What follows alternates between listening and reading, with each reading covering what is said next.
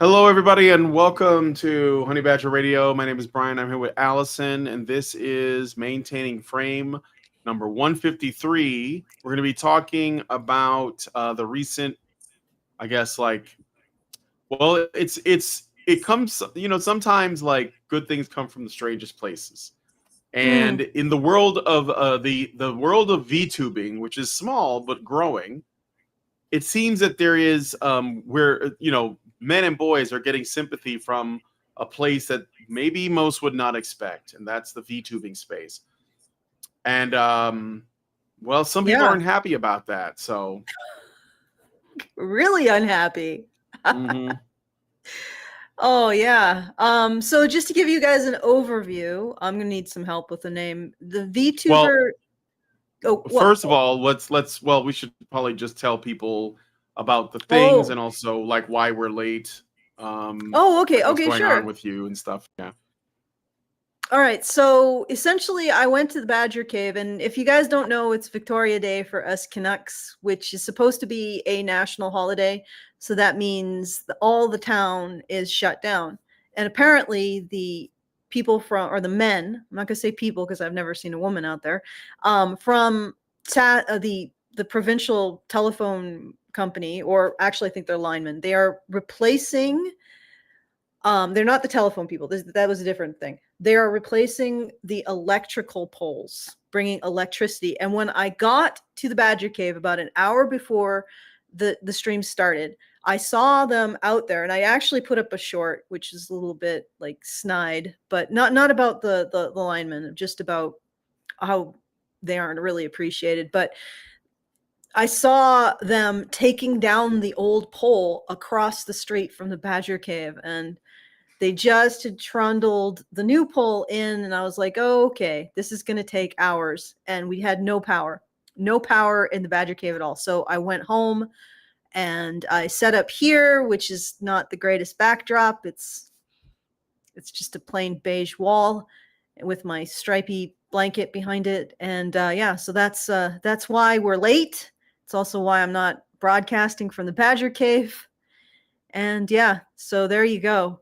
And if you would like to send us a message, I'll do the usual things. If you'd like to send us, apologies for the lateness. I didn't even know. I think the Badger never sleeps. So I was going to work on Victoria Day, and they probably assumed the whole town would be shut down, and it would be the perfect time to change the electricity pole feeding the town because there was nothing else open.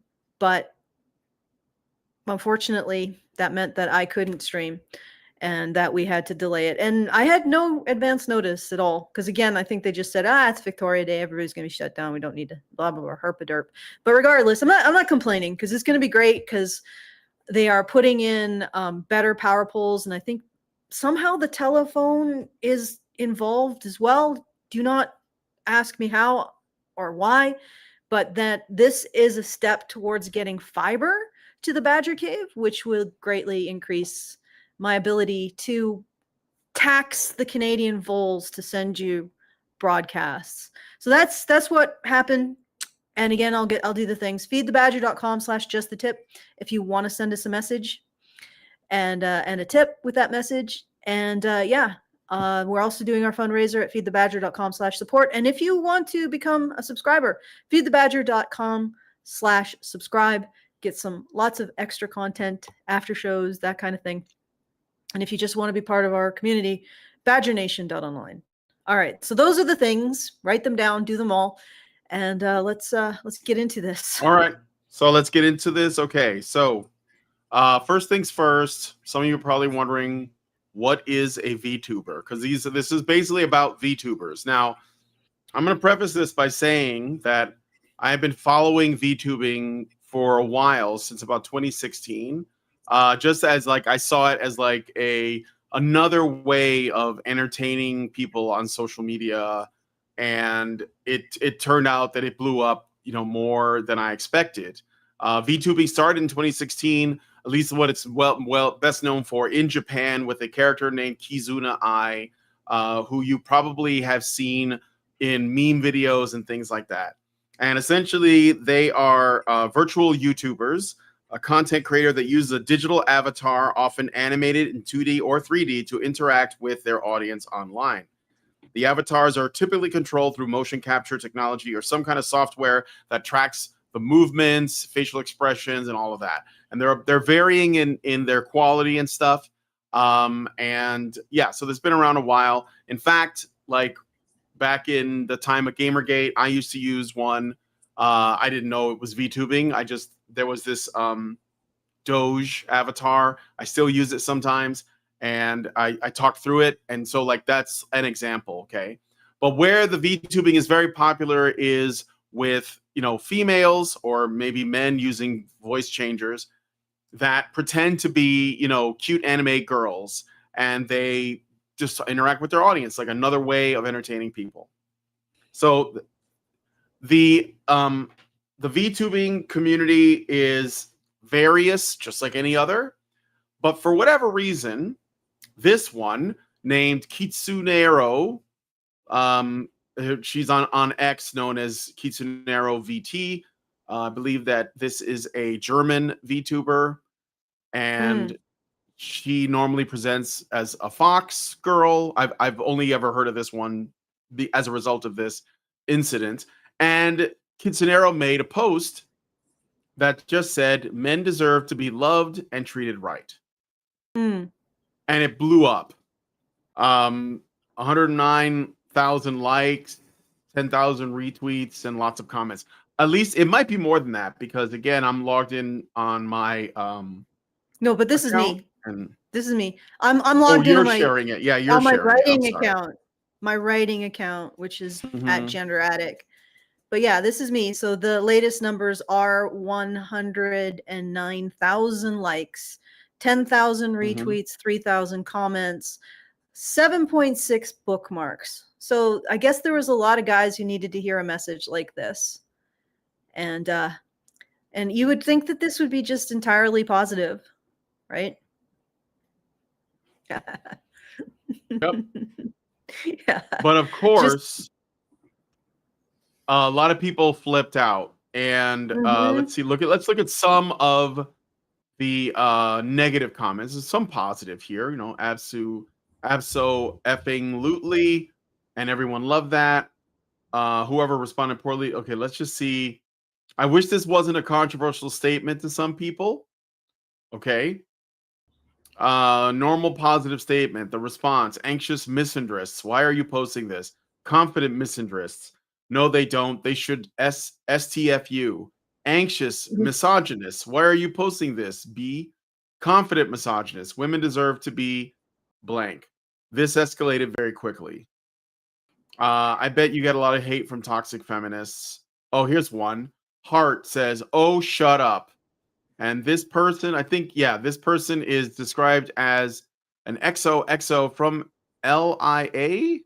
Proud evil woman, 23, chronic yapper, engagement ring. So somebody that is getting married and just does not like that. So is there anything else that you thought was really? I mean, you can look at the posts and control them. You're the one that controls the posts. So well, I mean, you know, it's like it's going to be a lightning rod for all kinds of people's ridiculous saying that men deserve love. Yeah. Yeah, men deserve love. Of course, they'll say that this goes without saying. Why are you even saying it? Even though if it went without saying, then most people would just be like, yes, thank you, Captain Obvious, and then move on, right? Like it would just be the statement akin to everybody deserves a hug. And people would be like, well, aren't you a ridiculously redundant ray of sunshine? But that's not what happened.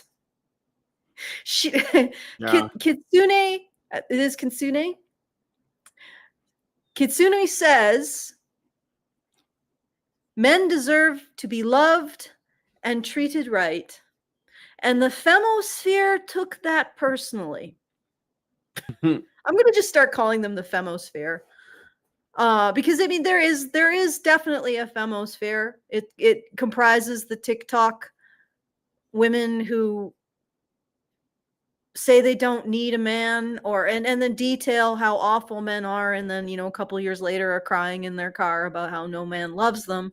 To which I would say, why would you want something in your life you obviously detest? And then you have the female dating strategy people, and then you have the feminists and the rad femmes, and you have like these sub communities of women with eating disorders that clump together and reinforce each other's psychosis. So I mean, yes, there's a femosphere out there. It is it's actually, in my opinion, more disturbing than the manosphere. So the femosphere found this innocent not even close. fox.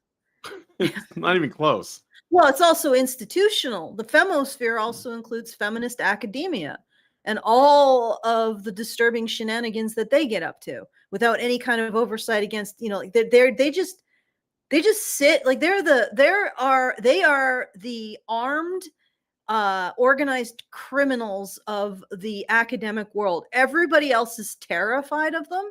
Every other academic in academia is terrified of the feminists, because the feminists periodically just, you know, stomp down the halls and say, that's a nice department.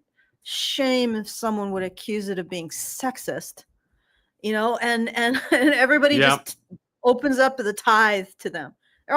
They're all terrified of feminism. So I would say that feminism is the institutional femisphere. It has influence in media, academia, obviously, in government, huge NGOs that seem to do two things: pay their board members incredible salaries for a half hour of work and give kickbacks to the Democratic Party, you know. And it's like, it's huge. It's huge. It's institutional. If you look at the femosphere, it's probably a several tens of $billion industry. By comparison, the manosphere probably doesn't even make like 50 million. The femosphere, like if you could place the femosphere beside the manosphere, the femosphere would be I'm trying to get the right proportions. Mount Everest, and the manosphere is a yurt. Get the relative proportions there.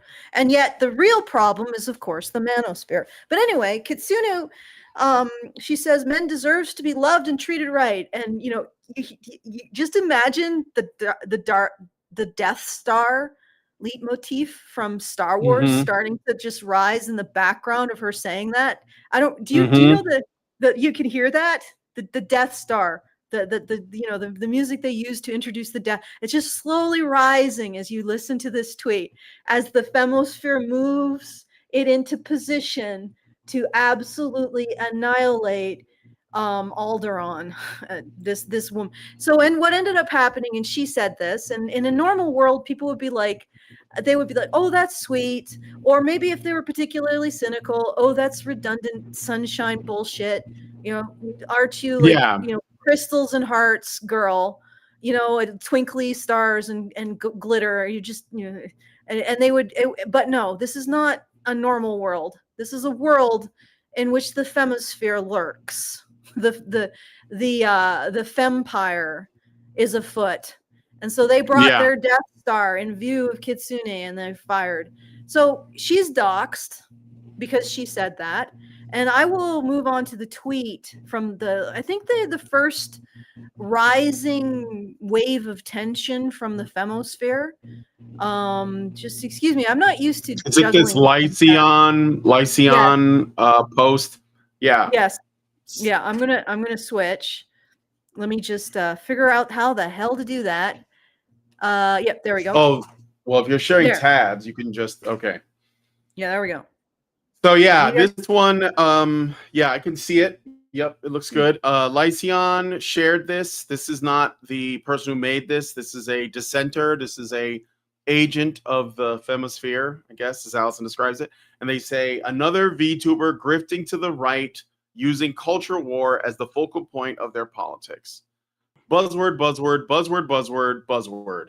And they share screenshots of videos from a different VTuber named, I guess, Squ, S-Q-U, is shocked at how violent feminists on the internet are.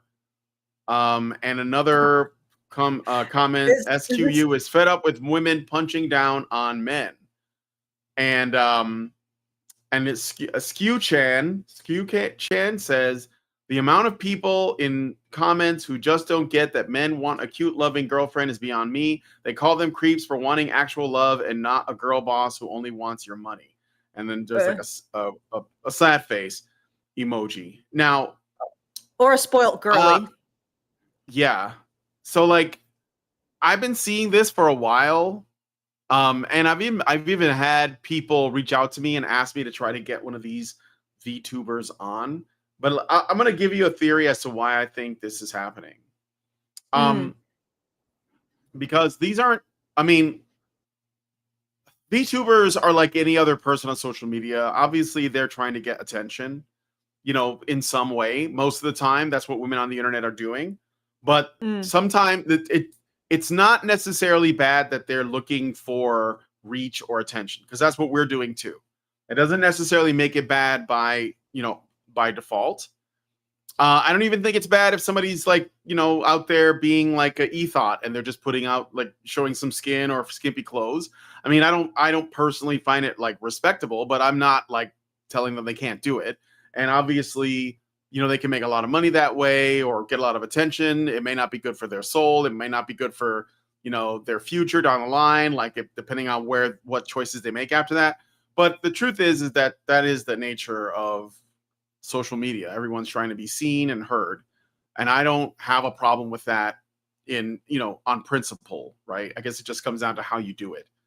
And VTubing is like a way for people to get out there without necessarily sharing too much about themselves, like who they are. But also, I think that it's like cosplaying, you know, you're like dressing up as a character. And I think that VTubers in particular, they have a lot of men in their audience. And I think that because they have a lot of men in their audience, they're communicating with a lot of men. They're learning things about these men that maybe, you know, like an e-thought wouldn't get. Like it's like a different audience, right? Like there's no like Saudi princes messaging VTubers asking them to be flown out to Dubai so they can take a dump on their chest. These are like guys that are into anime and stuff. And so that's probably why they like these VTubers, because they're like cute anime girls. And I think it's like a slightly different audience. And so it could be, and I know some people will say, some cynical people will say they're just like, you know, using these guys for emotional validation and all that. But then there'd be no need for them to come out and say that I think that these guys deserve love, or I don't like that the way that feminists treat them. They wouldn't need to do that, and they would still make money. And there's plenty of people in the VTubing space that are pretty like, you know, feminist and activist like. So it's not like it's completely clean of that. But I do think that there is like a strange disproportionate number of VTubers that are more sympathetic to men than like 3D women online are. And that's kind of weird. But it is, I think it is a phenomenon that I'm noticing. Like a few that come to mind are, besides these, so this is Skew Chan and Kitsu. There's a number of Fox girls for some reason, but there's one named Smug Alana who had been doing like a lot of reaction videos to like, you know, people like the exploits of what's the name of that chick, Bonnie Blue, the woman who banged like 1,000 guys in a day, or she'd be reacting to you know, girls on the whatever podcast, or like looking at, you know, some like feminist content and giving her take, and she seems at least like, you know, critical of it. I mean, I didn't watch a lot of it because like, you know, it's not easy to watch VTubers all the time, but yeah, like you got Smug Alana, you got these guys, you got Kirsha, who's basically like, when I saw Kirsha, she her whole thing was she was doing these deep dives into things like DEI and Bridge and BlackRock and everything. And I was like, that is really interesting, because a lot of other VTubers were doing the same kind of thing. And again, it could be chasing the clicks, but I don't think that is, they're not massive because of it, you know? Like I think the biggest ones are still just sort of like playing up more mainstream things that everyone likes. But these people are going against the grain. So yeah. Well, I know that their one going theory is because there's no, you don't show yourself physically, and like that's completely neutralized as sort of a factor of competition. They can't criticize you on your looks and say you're a pick me or whatever. Well, I I mean, mean, I'm they will sure anyway, but I'm sure they'll call them a pick me.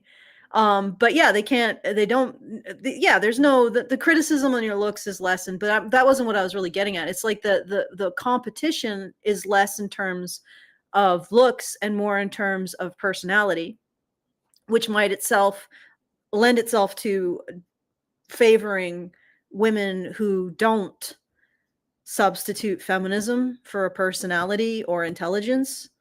So they have to actually evolve interesting commentary, interests. You see what I'm saying? So it's yeah, like they because they're competing on the level of a personality. And this isn't my theory. It's a theory that was relayed to me by someone in our patron Discord, badgernation.online. And so I'm actually just suggesting it, that because they're not competing on looks, they're competing more on personality. Maybe that lends itself to not being a feminist, or at least not despising men, and maybe even questioning the feminist framework that men oppress women. Because if you have a personality, you don't need as much victimhood to get through the day. Let's put it that way. You don't yeah. have to be as addicted to victimhood. Okay. So that's a possible explanation. All right. So Yeah, I mean, I think that there's like I said, like if you're talking to the same people in your audience all the time, and streamers are usually like always online, like I don't see how. Well, obviously I couldn't do it. Like I make videos and I am like the Doge on them, and I don't make any money, but that's because I'm a dude doing it, and that's just the truth. Like or I'm not willing to like put my voice through some AI voice changer to make me sound female. Oh, because I couldn't do it. I couldn't do it. that's really funny, because that's what I did. According to Did you? another feminist, yeah, according to another feminist, I've been arguing with, I am actually a trans man, or trans woman. Oh, Sorry. Yeah. so we don't like them now? Are we back at that? I, We don't like we I don't well, protect. I We're no actually longer a called him out protected on. group. I called him out on that. I Yeah. said, okay, so why you're calling me trans as a way of dismissing me because you don't like what I have to say? And he said, no, it just struck me that you were trans. I'm like, why would you assume that? Why Yeah. would you assume? Oh, I looked at your profile, so apparently I look like a man. Okay, and that's not using trans as an insult, is it? Like, really? Mm-hmm. Okay. Anyway, so it's just like, to speak to your point about VTubers not being insulted for their looks. Yeah, that's one thing they don't have to worry about, is the kind of pushback. Although Kitsune may have to worry about that, because as a result of this tweet, she was doxxed. You know that, right? Yes. Yes, she Yeah. was. So Kitsu, did she not this one? You're looking at what is her skew chan? But if you go back to the other one, because you're currently displaying the skew chan post. So did Kitsu remove her account because they doxed her? I don't think so. Because when I click on it, it says that this person no longer exists. But it might be because my account's banned because I upset commies online. Or just a second. I just needed to respond to that. Actually, I shouldn't. I should focus on this. But yeah, this is no, I don't know what the fallout has been. No, I don't think she has If you privated go her to account. her page, not this one, but if you go to the page of Kitsu, can you see her page? That's what I'm asking. Like, because when I click on it, it says this account no longer exists, but it might be because my account is like highly restricted. Oh no, it's up. It's up. I am not permitted to look at this page because my account is suspended. But yeah, she's still on there, so she hasn't been driven off of the internet yet. So okay. Okay. So yeah, she's this is not the German fox. This is the German fox girl, yeah. Yeah, but she hasn't been driven off the internet. She's actually responded to all of this. And Asmongold found out about it and he responded to it, but I feel like I think he's underplaying what is actually going on, which is the subject of the video. So I can share that and we can take a look. All right. Yeah. I know I hear the skepticism in your voice. Oh crap. Instead of switching, I did stop sharing, which is not what I needed to do. Asmongold, that's us. There. Nope. Yes. Here we go. All right. So we got the video. I put it in at about 15 minutes to 20 seconds in, which is, I think, when he sort of explains his thesis on why this happened. Even happened. Okay, actually, this is her reacting to him reacting to her. So now we're reacting. Well, this is him. This is Asmongold reacting to what happened to Kitsu, and then Kitsu learning that Asmongold was reacting to her, and then she goes to watch his reaction, and now we're reacting to that. So yeah. Now I'm gonna drink water. Elon must salute. Yes, Oh my Elon god. Information chat, welcome. Welcome. I am just stunned. I think actually also this reaction was in real time. So she got they actually exchanged messages in real time. This is like staring into the infinite hotel room of the webs. Just like like if you show a mirror to a mirror, and now we're adding another mirror. So let's just add to the chaos. 89 subs and 3,540 bits? When did that even happen? Thank you. Oh my god. Did you read the Kirsche doc? We were in the middle of it until I was told that Asmon is talking about me. Which is common numbers, they do. Hey Kitsu, what did I miss? I don't know really where it is. And no, I guess not. But anyway, let's see if I can find I do wonder. I think if anybody has any sound sensitivities because they're autistic, this is not the stream for you. It's utter chaos. Yeah, right. And, new follower. Nobody's getting mad about the non-criminal. It's total auditory chaos. Yeah, there's much love from Roaches. Asmon told us you could use some support. Okay, where the heck did I miss this? I think it was before. I think it was before that. So anyway, they're like vipers.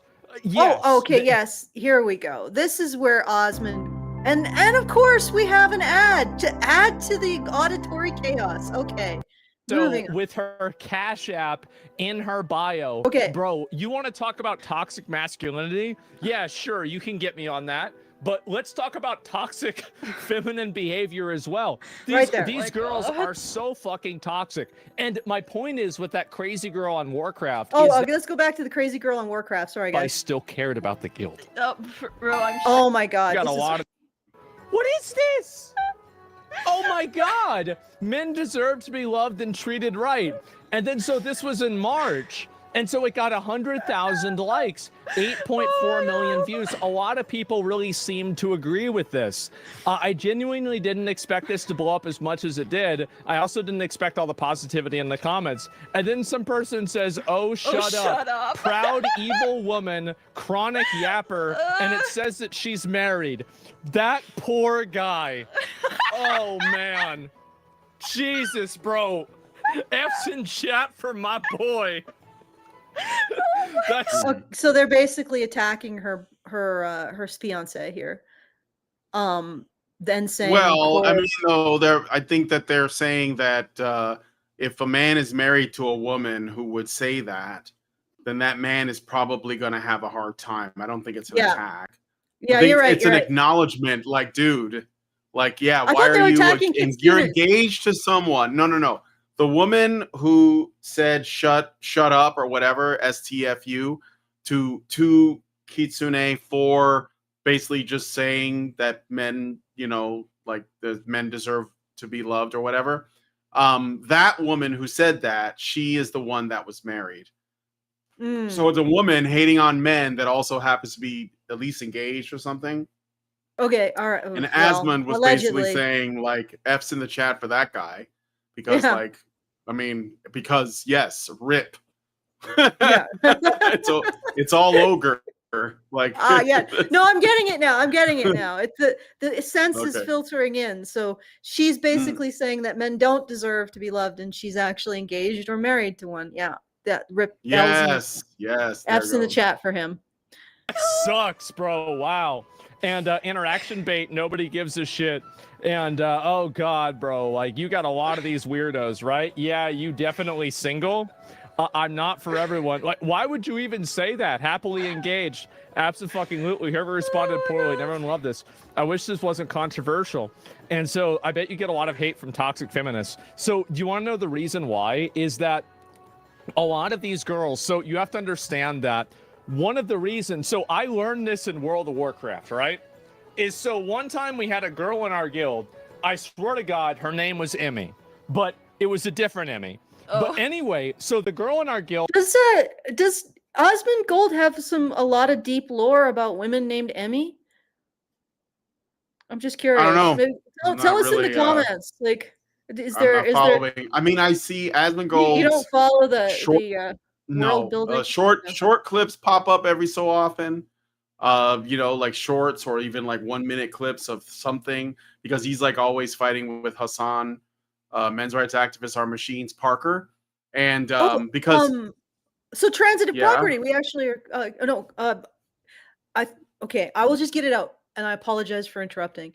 Did you wanted to do something, respond to Hassan Parker for some reason, right? Oh, because Hassan did a spot on the Daily Show because they're trying to like make him into a celebrity, which of course Hassan is more than happy to do. And I think, and basically what it's all like, you know, it's basically the same thing we've been covering for years now. It's like the left saying, well, we have to find a way to attract men. And so that's all it is. And Hassan is the latest solution. I swear, every time the cathedral comes forward with another pitch, like, okay, here's how we're going to get the men. It's like Wile E. Coyote doing like these elaborate traps for the Roadrunner. And the Roadrunner just keeps on moving because like he's just reality. And these people they cannot have their problem addressed. They just can't, because they would have to undo their worldview in order to even begin to address that. And so these are two things that cannot exist in the same headspace. It's just not possible. But they're going to keep trying. And for them, it all comes down to, it's not really about addressing anything. It's not really about looking at men's problems and saying, how do we solve these problems? It's not about that at all. It's only about how do we get men to side with us? And that's it. We don't have to give them anything. We don't have anything to offer. In fact, we still see them as, it's like, how do we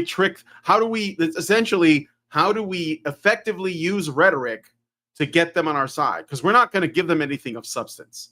We're just going to sell them something. And that's where it all comes. That's why they want, you know, Hassan or some savior, some voice of manhood, which they seem to think he is, to be the guy that brings the men over. They want their Pied Piper. Yes, they want their Pied Piper, their Andrew Tate, their Jordan Peterson, and obviously Hassan is right at that level. So I think it'd be really funny to look at. That's all. So. Oh yeah, definitely. Okay, so let me continue this. And Hassan's always fighting with Asmongold because Hassan used to be the #1 Twitch streamer. And a lot of it was AstroTurf because the people at Twitch ideologically aligned with him. So they were like, yeah, they threw him a birthday party and shit. But Asmongold is actually bigger organically. And he lives with cockroaches. So at least more organically. La cucaracha, la cucaracha. Okay, and now we shall hear more of the lore of this woman named Emmy. Yeah. Who is part of the World of Warcraft guild. Her name was Emmy, and she was, this might be another surprise, a healer. And so she was actually the healing officer. And so she posted a picture of herself on like our guild website or on the Discord, and she was hot.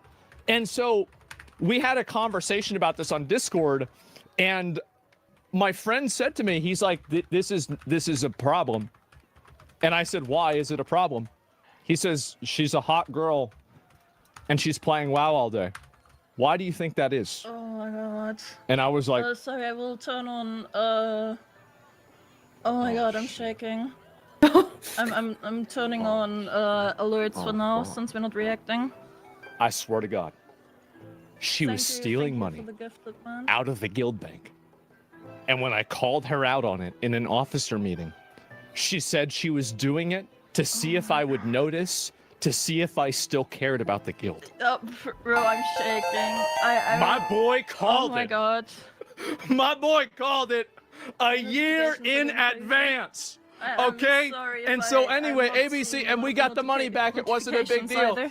And so anyway, I guess you care, right? And so that's what it was. This girl, right? And I don't know what to say. Why do men want to be us so bad? I don't know. And so anyway, let me go back. I'll find a few more of these here. And there's a video. Yeah, there's a whole video about this that she did. I'm not going to look at What the heck is going on? I've been exposed. Oh, geez. Oh, just yeah, more. no, Just I give me a looked into second. this a little bit. I don't want to go through the whole thing. All right. Auditory curiosity Pause it. reduced. Okay. You. Nobody needs your commentary. Right? No, I don't know. Something happened and the dog was alerted. Okay, but I think he's quiet now. Mm-hmm. Oh. No more. Right? No more. Okay? If I look out there and I'm pretty sure there's a kid on a bike or a squirrel. Okay? The squirrel can be there. Thing, but That's fair. yeah, she did make a video talking. Yeah, let's go a little There's a further. lot of people. Yeah, most women don't won't do that, sadly. And Congrats, then this is Kitsu. another Thank one. you, No, Louis. they Votes are don't. in And then now. you have this Thank is you, another thank girl you, right thank here. you. And so with her Cash App in her bio, bro, you want to talk about toxic masculinity? Yeah, sure, you can get me on that. But let's talk about toxic feminine behavior as well. These my girls God. are so fucking toxic. And my point is with that crazy girl on Warcraft is that a lot of these girls on the internet, and I'm not saying yeah. all of them, but That's a what lot of having them, your the back- reason oh why my they're on God, the I'm internet all day, so tweeting all the day, shaky. is because nobody wants to be around them in real life. Oh my god. Nobody likes them. Nobody wants. Okay, so that's basically his theory, is that these are isolated incidences of women that nobody wants to be around. And Yeah. fair enough. Typical, Fair I enough. know. Yeah, it's just I think it sort of simplifies the issue quite a bit. And this is something I noticed a while back, years ago, actually. I think it was even before we got, or I got, or we, I don't know how it works. I don't know if you guys were also banned, got kicked out of Calgary Expo. And I noticed that I would go on YouTube comments and I would have these extended discussions with people on, I guess, more of the left side of all of this. And if the discussion lasted for any length of time, I noticed that they would start to forget things that I had said like a couple messages before. Like they had just done a shift turnover. And then when I say, what's going on here? Like you aren't even following any of this. It's like you're a completely new person who sat down at the keyboard, and they call me like paranoid and stuff. And then later on we learn that actually these opinions are being astroturfed by the alphabet agencies in the US government. That sounds so paranoid, and yet we have the receipts for all of this. We have the documents indicating that they have actually funded initiatives to astroturf alternatives to the things that we say. You know what I'm talking about, right, Brian? Maybe you can explain it better. But what I'm getting at is this isn't necessarily isolated people. For example, Radfem Hub that was infiltrated by Agent Orange, they were an actual nexus of women in positions like nursing, childcare, kindergarten teachers, that kind. And they were talking about enacting violence against the boys and men in their care, and untraceable violence too. So this isn't just like socially isolated weirdos on the internet. There's more behind that. It's more sinister, it's more institutionalized, and it rubs up against a bigger narrative that is very much entrenched in our society, which is that society is constructed for the benefit of men at the expense of women. And that means that if women express love towards men, they are expressing love towards their oppressor. I even have that directed at me when I have conversations on Twitter. And I point all of this stuff out. Actually, this was a recent conversation on YouTube. And they said, well, women not having a concern or care for their oppressors. And it's like this whole narrative that we exist within actually makes it so that women who express concern and care for men are singled out for unique types of bullying. You see what I'm saying? And it's not just these isolated, strange women who are dysfunctional, because I'm an isolated, strange woman who's sort of dysfunctional, but it's not just them. It's the whole narrative that makes it so that if a woman is expressing concern for men, concern for men's issues, concern for men being lonely or needing affection, then that woman is a traitor, like a traitor to all of womankind, because she is giving comfort to the enemy, essentially. So it's bigger than, like I said, it's just bigger than these erratic individuals engaging in this kind of toxicity. But there's an the element women are getting people doxxed and stuff. No, yeah, they're basically like, a symptom of the problem, which is like the overarching narrative. Like you get the couple of extra crazy, extra antisocial, and like man-hating, like overtly man-hating, I guess, because I think the whole thing is obviously man-hating. But sometimes it's like one of these things that sometimes it comes out in a real way, and then you get like the so-called moderates, and they're like, you guys can't do that, it makes us all look bad. But instead of saying, you know what, maybe we should question why were we in a position where that could be normalized in the first place. So like, why are we in a place where doxing could happen? And that's really kind of like, like let's say an unusual example. There's probably more serious examples of things that men do to themselves without need of harassment because they feel so unloved, uncared for, unnoticed. And then and like I said in the outset, I'm sure like VTubers are not out here trying to save the world, but I think that they are filling a specific need that a lot of people, even I'm sure there are girls that watch as well, that they're getting out of it, and the best of them are going to continue to attract that audience. So so as an example, I want to show you something. Smug Alana is one I seen because she has I think she's like knows Kirsha, and I've seen Kirsha make appearances on like all kinds of Gamergate stuff, so she's very involved.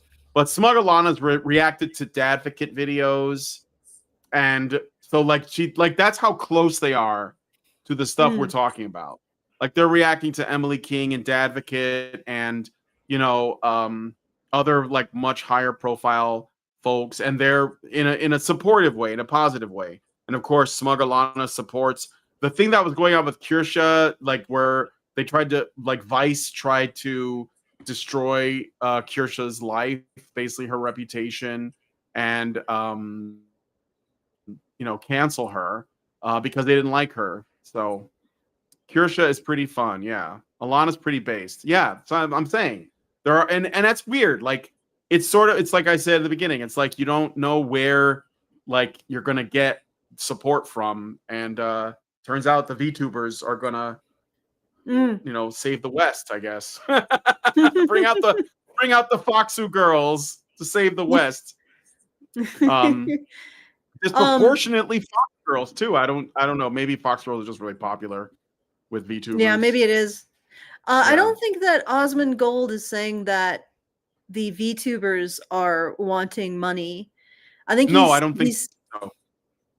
I think he's saying that there's this type of woman who engages in this kind of abusive behavior in order to get attention. And yeah, I would honestly, but again, my interpretation of this is that it might be a lot more organized than you think. Like targeting this message that men and boys deserve love is something that it isn't something that just has happened to Kitsunero. Like it happened to me. It's possible that just to go down on memory lane and apologize if I sound like I'm whining.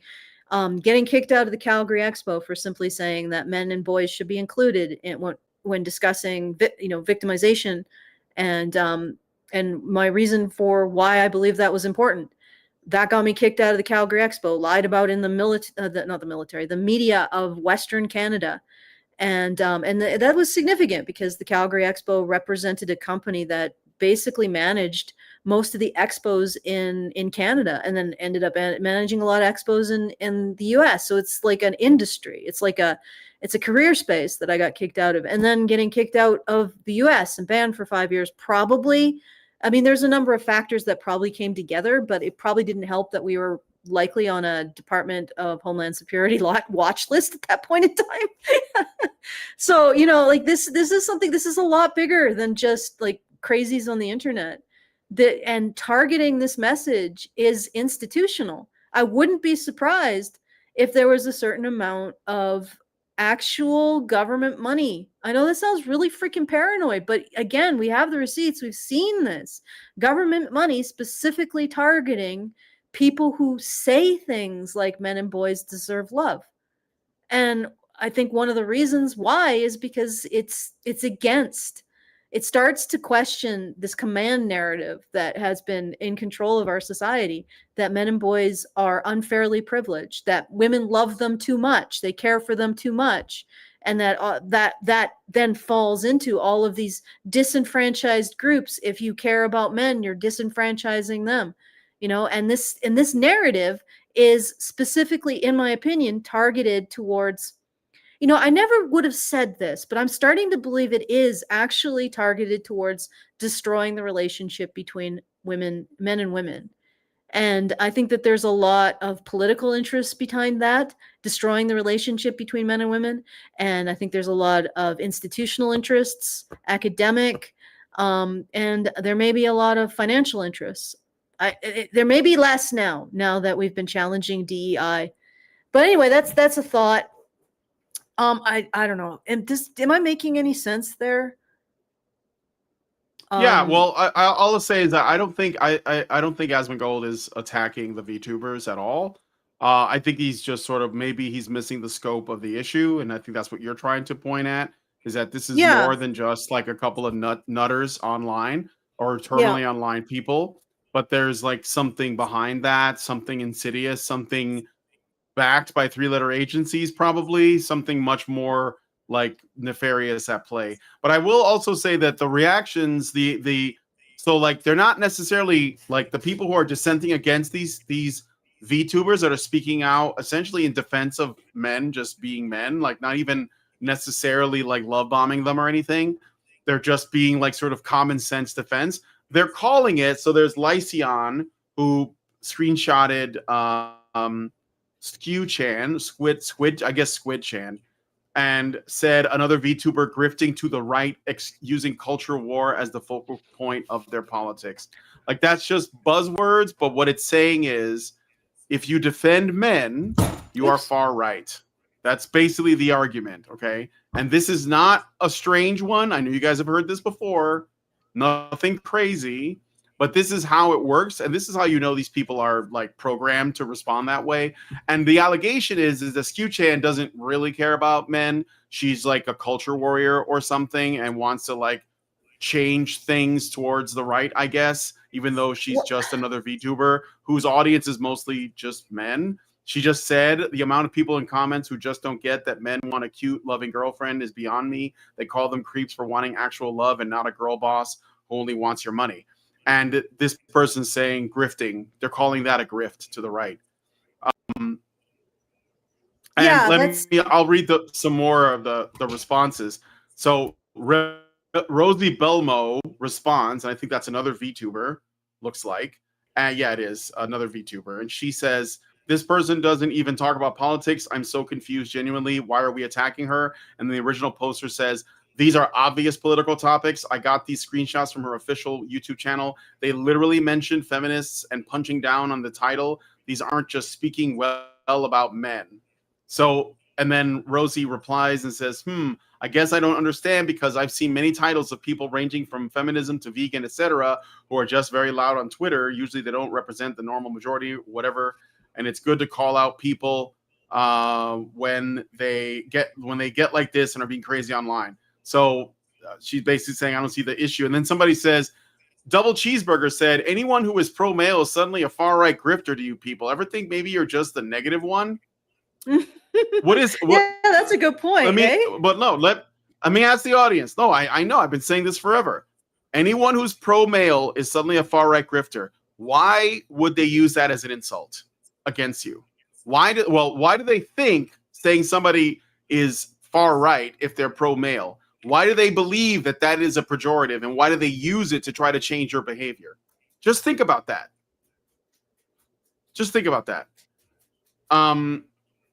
And yeah, so then somebody else said, caring about and respecting men does not make you a bad person. You're welcome. And then somebody else asked, another VTuber said, fellas, is it political to be a man? Yes, it is. I mean, not because we want it to be the case, but yes, being a man is political. It's a political statement to be a man. And this is something that we were like, I was talking about things being institutional. Yeah. If you look at the stuff coming out of psychology, they start talking about something they call masculine ideology. Masculine ideology. Oh, look, I got balloons. Cool. And what they mean by that is they're turning masculinity into a political position.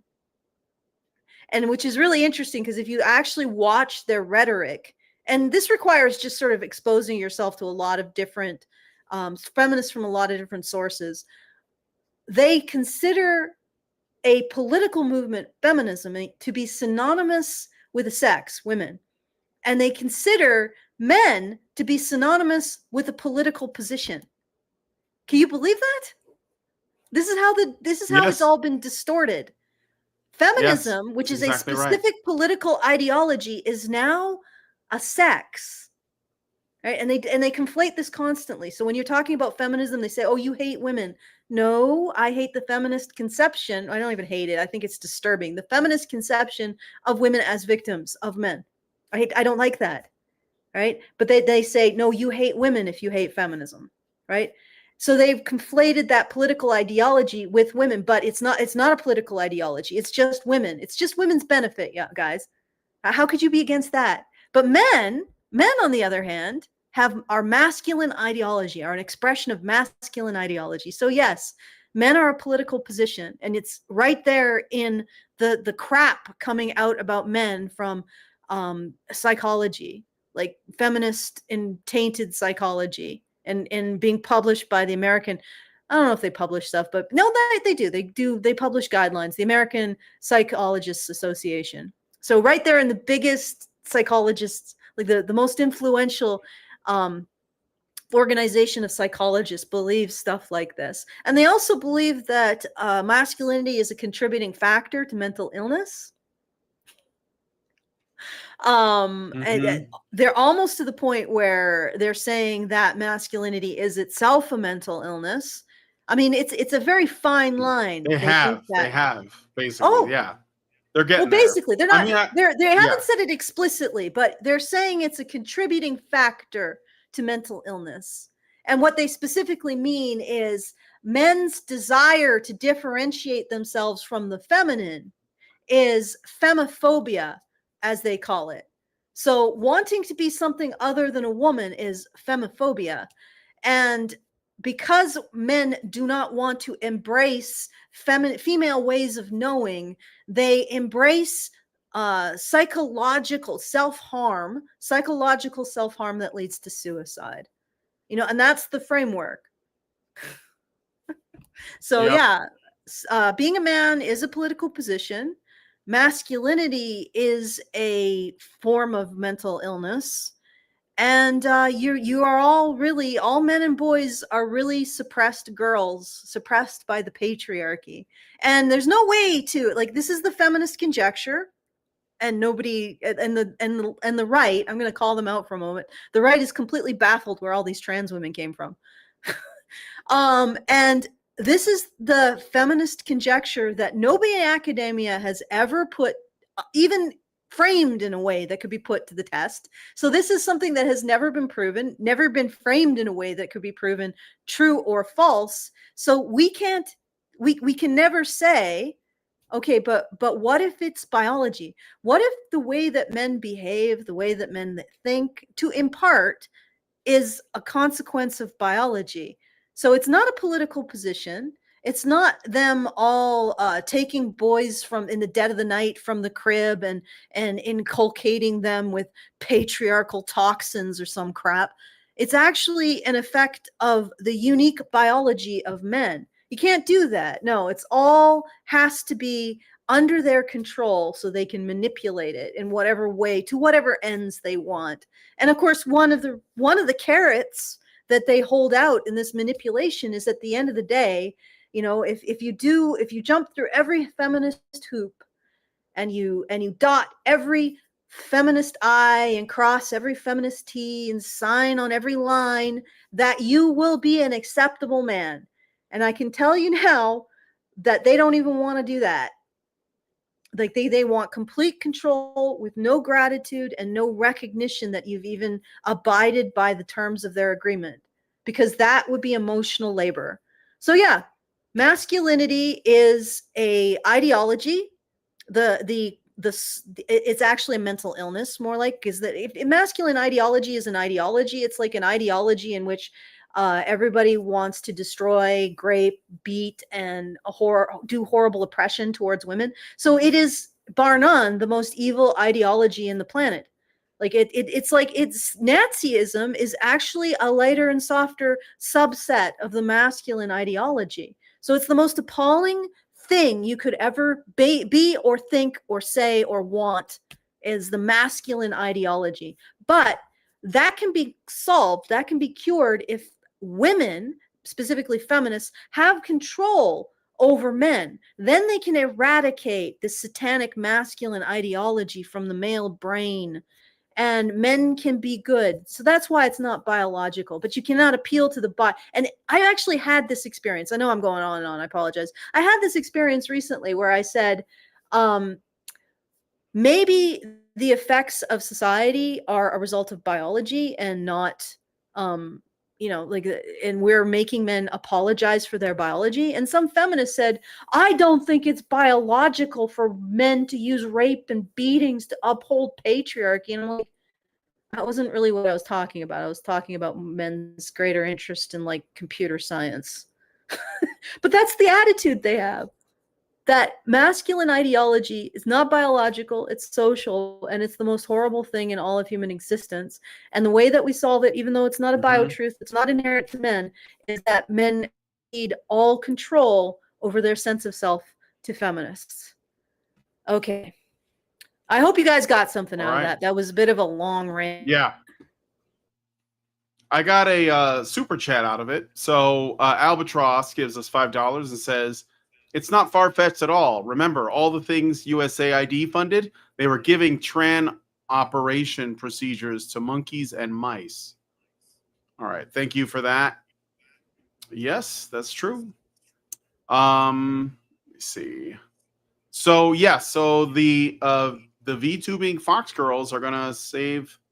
I guess they're gonna save men. So look out for be sure to give pats to your local VTuber if you watch Fox any. girl. And yeah, and somebody in the chat mentioned that that I should try to get Kirsha on. I've tried to do that and like to no avail, but maybe I will at some point. I know that like we sort of like travel in similar circles. Like I've been on, some shows with people who have been on shows who have been on with Kirsha, but I don't know. I don't know how to reach out to her, but I would like to talk to her about it. I bet that she's smarter than you think, but then like there are some things that I know she said, for example, that MGTOW is feminism for men. And I know how much that pisses off MGTOW when they hear that, but you have to understand that she probably just doesn't know enough about it. And if she understood it, she'd probably be more sympathetic. So Melancholy Poet but says, just get in touch with her mythic manager. I don't know. Is that a real thing? I don't know. What does that mean? Mythic manager. I don't even know what that means. But I Neither would, do I. yeah, I'd reach out to her. I'm going to be talking on Wednesday. I have a fireside chat with Far From Eden, who is a female non-feminist woman that did an interview with Paul Elam not that long ago, like a month or so. But she's going to be on Wednesday, so I am getting on people. It's a company. Oh, okay. Yeah, if there's is that the only way to do it? I'll bring her on. And we'll see. I mean, like I think that if she's open-minded, then maybe it'll be a good conversation. So but yeah, that might be good. what? All right, so I promised you a show that wouldn't take too long. Black Fatigue. Your thoughts? Did I just Well, a lot drop of it's that coming too from fast? within the Okay, go ahead. No, I'm ready for it. A lot of it's coming from within the black population, so I don't know Yeah. like I don't know if you know like I know what it is. I've experienced it many times. I lived in Chicago for most of my life. But I think that I mean like we've given something a name, but I think it's a phenomenon that is not really new. And again, a lot of the people who dislike it are also black themselves. And ultimately, I tried to bring this up on X. There was a video going around of a black father, and he was throwing a pillow at a baby that was crying because he was annoyed with it. And it was harsh. Like I wouldn't say it was like, I wouldn't call it violent per se, but it was borderline. Like it was a baby, like a toddler, not a toddler, but like a baby. And people were talking about it like this was just like something innate to black people. And I said, well, there are abusive people who exist, and some of those abusive people are men. And it can be like, I don't know if this is his child or someone else's that he's being saddled with. Like if he's like a stepdad or just like a guy that's watching the child. We don't know the story. And I said, but like more than that, let's look at it another way. You say that this is an example of men behaving badly, and those men are black, therefore black men behave badly. And I know that there's data that like supports a lot of stuff like that people claim, and I'm not pretending like that doesn't exist, but I think the important thing is it's very easy to point the finger at the guy that's doing something and not consider, well, wait a minute, if that is the biological father of this child, how did that child come to be? How did that child come to exist? Could it be that a woman had him? And if she did she choose to have it with this man? It looks like if that is the father of that child, then she did choose to have sex with that man and have a baby with that man, knowing that that man was probably not a fit father, which I said in my post. I said there are men who are unfit to be fathers, there are women who are unfit to be mothers. And if you have sex with and have babies with a man who is unfit, then I can't have a lot of sympathy for you, because you have rewarded that man with a child when you could have like been a little bit more discerning and found a better man to father your children. I mean, like, well, you get the behavior that you incentivize. If you go after the wrong kinds of people and you want to have babies with them, then you're going to have babies with them. Women do not have babies unless they choose to. Like, they literally have almost all the control over their fertility, and they use it recklessly. And then we're just supposed to blame men because they're not stepping up, whatever the fuck that means, when there's plenty of men that would be willing to do it. But you're not choosing those men because those men are not attracted to you, because they're not the dangerous men that like set your loins ablaze. So like it's an oversimplification. But why I'm bringing all that up is to say that we have a lot of criminality, bad behavior, lack of impulse control, and just straight up violence and revenge. All of this comes from generations of destroyed families and unsocialized people and like, soft on crime and all this other stuff. And that's what you're going to get. And the truth is that I think the people who are primarily impacted by Black fatigue are other Blacks because they're the ones that live with that. It's just that they don't say anything because, again, they also live in a culture of, snitches get stitches. So there's like a chilling effect around it. So but I think that anyway, I don't know if that is everything that I want to say about it, but I'll say that. Okay. For now. Well, let me ask a question. Black fatigue, doesn't that refer to being fatigued by this whole narrative around oppression or racial oppression? Okay. No. It's Black fatigue is people sick and tired of the whining and the violence and the mob robbing, the crime, like all the bullshit coming out of the Black community. But again, like that is a product of the absolute state of their culture, the family, and like it starts somewhere. Somebody's having babies, and men don't do that. So you've got a point there, because every child that's born is a result of a series of decisions by a woman, and only a woman. So the only person at this point in time that has the ability to prevent a child being born is a woman, and only a woman. So the question becomes, and I haven't actually seen this video, so I don't know how harsh it is. Maybe he just needs some therapy. I was just using it as an example, but I think he was like, he frustrated? lost his patience with the baby, and was, it was like a couch, like those couch throw pillows. He was throwing it at the baby while it was like lying there. And again, like people were shaking it around like it was so shocked and aghast. And I was like, yeah, that doesn't look good. But like, why? Like you're looking at these two individuals. You're not wondering, how did we get here? That's what I'm saying. How did we get here? Because the other thing I wanted to point out is, if it is frustration and it's momentary, probably because the baby is fussy, or there are initiatives to try to help people with those emotions, because newborn infants are apparently incredibly taxing, and this isn't necessarily. I know.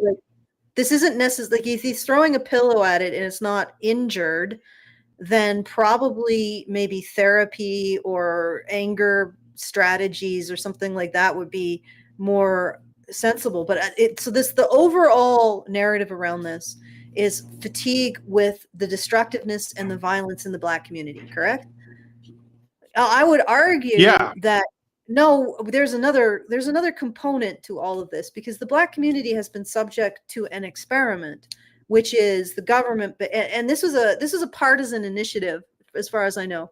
So it was both the Democrats and the Republicans who decided, and I'm going to frame it in a way that may not be framed by other people. They decided to go into the Black community and outcompete Black men, right? And then and we see this form of deterioration wherever it is done. Like you see it in Africa around aid to areas. When you artificially suppress a local economy through aid, you get gangs, because it no longer is about producing resources. It's about distributing and controlling resources. And you see this over and over and over again. So by getting into these communities and just dumping financial resources, but specifically on women to have children, and that's what it ended up happening, then you create the precondition for violence and destruction. And there's definitely individual responsibility to take, particularly because the government institutions that did this are never going to take responsibility for it. They're never going to stop doing it. So the only place that change can happen is from the individual, on the individual level, from people in these communities that are affected by these frankly parasitic and predatory behaviors by government. And I just wanted to point that out as well. I mean, a lot of the violence and the fatiguing violence and disruption is because when you dump unaccountable resources on a group of people, what ends up happening is they shift from making resources to defending and distributing resources, controlling resources, and that favors violence. Does that make sense? Yeah. Okay. I mean, All right. it's going to have to be black women that step up, though. Otherwise, nothing's going to change. Because I mean, they're going to, if they're going to reproduce with thugs, then we're just going to have thuggish kids, and black women have no other than like common sense and wisdom, like it's going to be difficult to sell them on that. But yeah, I mean, we could blame the government too. I'm not against that, but ultimately, like the only way that's going to change is if black women change. So yeah. Well, I mean, there's like I talk about this with people who've experienced abuse from their parents. It's like, yeah, that's not your fault, but it's your responsibility. Going forward, you have to resolve that. I know it's not necessarily completely black women's fault that the government decided to treat them like a bunch of lab rats. I'm not saying it's their fault. I'm saying they're the ones that have to change it, though. Like, I know. Okay. There's a difference between something being your fault, and also when you're starting to perpetuate it generationally, it starts to sort of become your fault. Something being your fault, right, and something being your responsibility. In some cases, it's both black. I would say that it's both black women's fault and their responsibility. But in terms of starting this ball rolling down the cliff, I don't think that is. But still, you're right. It's their responsibility. They're the ones who determine. Yeah, it's like when I said they have 100% control. When Lyndon Johnson started the Great Society and was like, "This is what we're going to do." It was Lyndon Johnson, yeah. And essentially said, okay, black women, the government will give you money. You just have to keep men out of the home. And I'm not saying that women of today are to blame, because we're talking about something that happened in the 60s. But at that time, when the women were given the choice between a father in the home, which could come with the risk of like, you guys might have some financial hardships because he might lose his job or something might happen. The factory might get shut down, whatever. And then you have to just like, regroup and like tighten your belts and get through it. But it's going to be what's best for the kids and the family in the long run, versus just kick him out and the government will give you a check. No questions asked, as long as we know he's not there. And they signed off on that. And they said, yes, I will do that. And yeah, I'm sorry that screwed over future generations. And I'm not blaming people who are alive today that had to deal with that. But that did happen. And those women made that choice.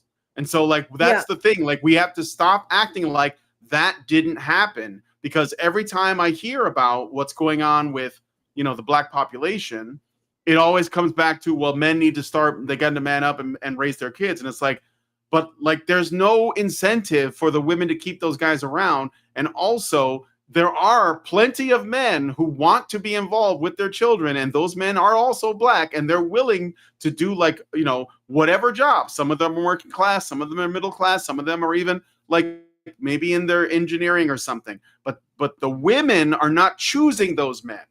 They are not interested, because they're the entire framing of what it is they value in a man when you're in like the hood or like in an urban, the urban environments, is a man that's going to be able to defend you and your children by force. So that's what they look at, not the men who are like earning, in a, let's say, like a, reasonable, decent job that may not pay like a lot, but it's, honest work. Those men are not attractive. And it's, again, I'm not blaming anybody alive today, because I think that it's something that happened over time where, the local drug dealer or pimp or gang leader or whatever was the alpha in the area.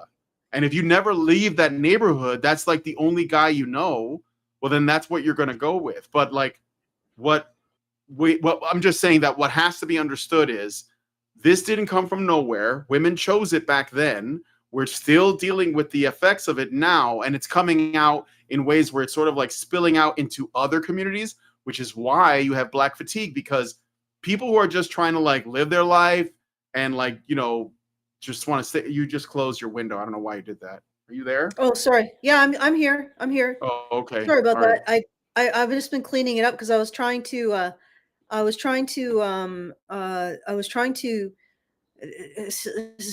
show the other tab that you just sent. I'm just okay. Sorry, I'm Oh, just all right.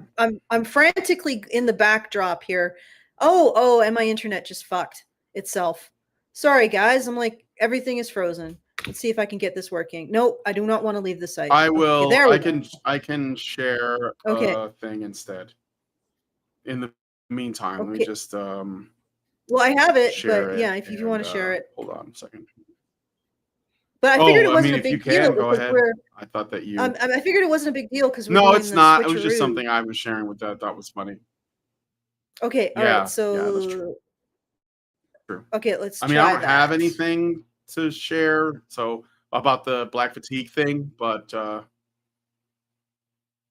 Okay, there we go. all We right. got that. We You got got the it. cheeky Yeah, breaky. that's the. I That think you was just got. a I think we piece of pretty fan much art that covered somebody it. made. Yeah. I think Yeah. it's pretty much covered. Yeah, the I VTubers. would add that, like I said, when you start dumping resources on a community, what ends up happening is that the culture switches from developing resources for itself to protecting those resources and like controlling those resources, which means it switches from productive to violent. And I think that's what we're seeing. But anyway, so you wanted to share this. What is the little bit of fan art? Oh no, this is just a piece of fan art a guy made. I think it said a lot of this happened. Yeah, we're only getting cheeky breaky from here on, and it's got. I think those are like 3 of the different VTubers that were being attacked or whatever. Got involved with this whole controversy. Kirsha, that's a Kitsunero on the left, Kirsha in the middle, and Squid, whatever. I don't know, on the right. So, Squooch are you guys seeing everything okay? And I think there's like seems to be like a delay or something on the stream. Oh, no doubt. Like it's because of my crappy internet. To be honest. Yeah. All right. And my crappy video camera. Should we Yeah, I mean, the only other thing let me look in my little bag grab. There's a really cool quadrupedal motorcycle coming out of Kawasaki. It's just conceptual though, so I don't know. We could look at this thing.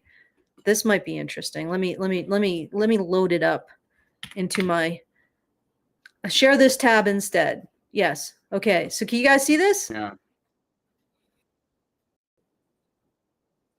Not yet. You can't hear it? So nobody can Why hear don't that. I see it? I don't hear anything. I don't see it. I don't hear it. What? I'm sharing it. Nope, I don't see it. Unless it's your internet is doing something. No, my internet's not doing anything. It's just being like, for whatever reason, you just can't see it. What are you doing, internet? What are you doing, Video Ninja? Okay, all right. Let me see. Oh no, you're moving some things around. That's not it. Yeah. Okay. You can put it in that tab, I guess. There we go. Oh, this one. Yeah. Donald Trump dumped food into a fish pond after Shinzo Abe did. Why are you trying to make that a negative I don't even story? know what that it was like talking about there. It's all of these hoaxes. The very fine people hoax. I mean, I remember the line. Yeah, they're never called Nazis fine people. He said there were very fine people on both sides, except the neo-Nazis and white nationalists who should be condemned totally. He said that. Holy shit, brother! Some violence. I don't live in your bubble, man. You don't live in the fucking news, dude. Come the fuck on. You don't read the fucking news. This is what fucking blows my mind. No, I remember describing this man as a massive slob. The guy, Adam, I think it's Adam ruins everything.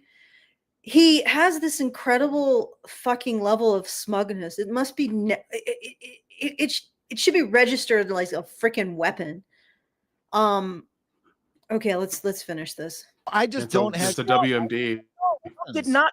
Sorry? Did you say something, Brian? I said it's a WMD. It's a WMD. Oh, a weapon Can you of hear mass me? distraction? Yeah, I can hear you. Yeah, I hear you yeah. now. Okay, let's finish this. Call neo-Nazis and white supremacists very fine people. Bro, it's been almost 10 years and you still think he did. That's No, what's I fucked up. didn't say I think he did. I just don't know what you're talking about because I don't like. Joe I don't Biden. listen to your shit. It's not about. This was everywhere, though.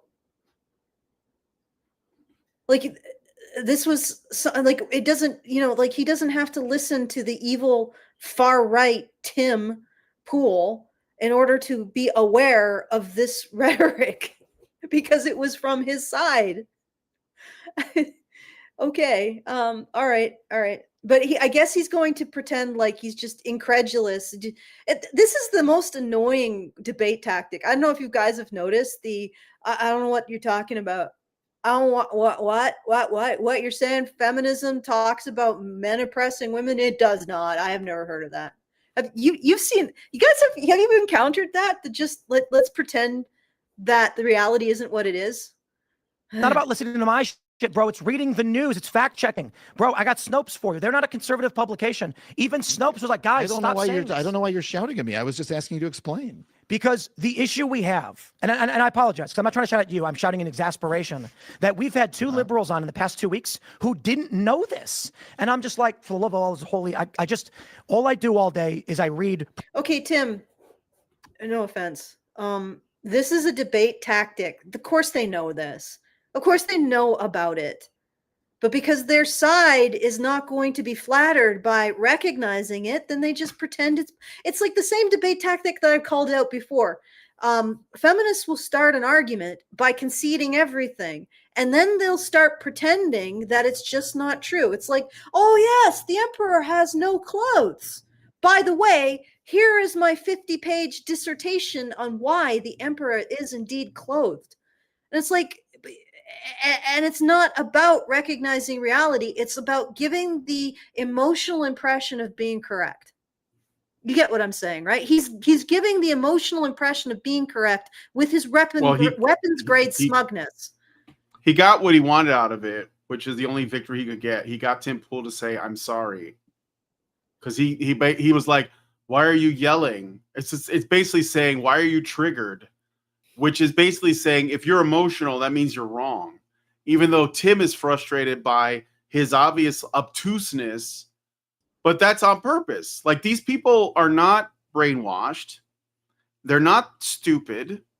They're being selfish. like they're not being illogical in a way that you can explain. Like, oh, I see. You seem to misunderstand. Here, let me explain all of the reasons why this logic doesn't follow, so that you will join me. Take my hand and I will take you on a journey to the truth, because I know that's actually what you want, because you're a good person that believes that, if we want to make the world better, we should start from the truth. So here, take my hand and I'll show you.